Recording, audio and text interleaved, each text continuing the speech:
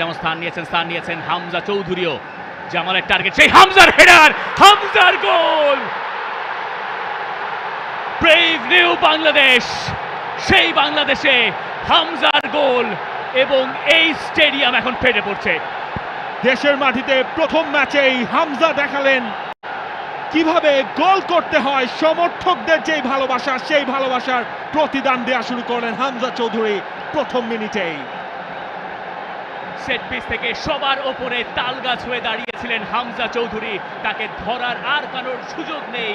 হামজা তার দ্বিতীয় ম্যাচেই গোলের দেখা পেয়ে গেলেন। হামজা যখন থেকে বাংলাদেশের জার্সিটা গায়ে চাপিয়েছেন, এরপরে প্রথম গোলটা তার কপালেই লেখা ছিল। আর কি কপাল, গোলটাও তিনি করলেন কপাল দিয়েই।